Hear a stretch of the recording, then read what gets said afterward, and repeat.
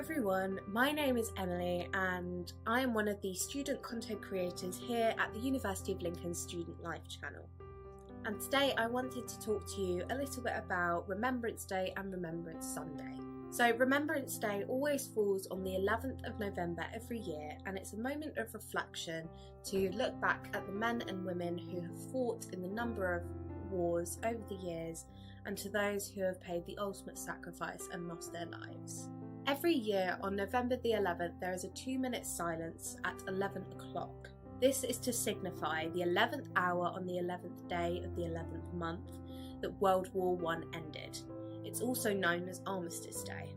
However, more celebrations will continue on the 13th of November this year, as that is the date of Remembrance Sunday. Now, Remembrance Sunday is pretty much the same thing, but it's a chance for more organised celebrations and events to take place, and it always takes place on the closest Sunday to November the 11th. This is where King Charles will lead members of the royal family, politicians and leaders of other organisations to the cenotaph in Westminster.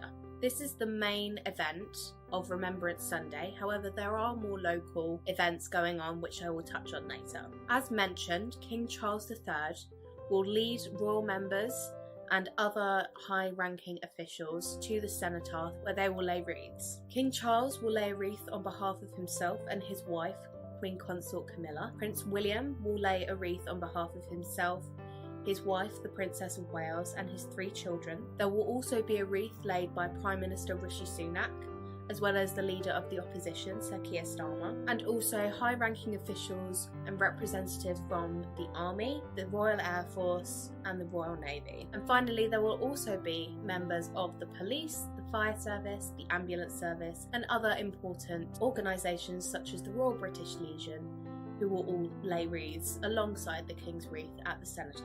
However, as I mentioned earlier, this isn't the only event going on Remembrance Sunday.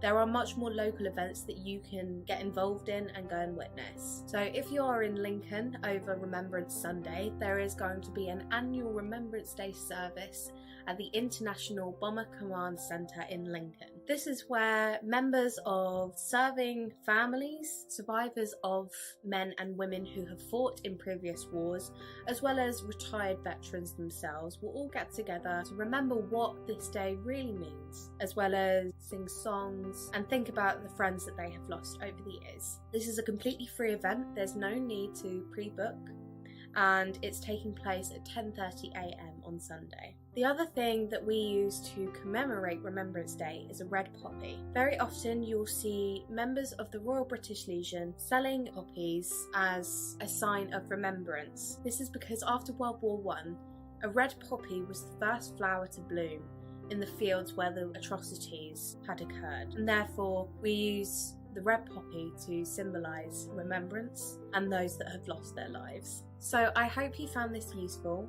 and I really hope that you take the Remembrance Sunday day to remember people who have lost their lives and remember the people who have fought to protect us and keep us safe.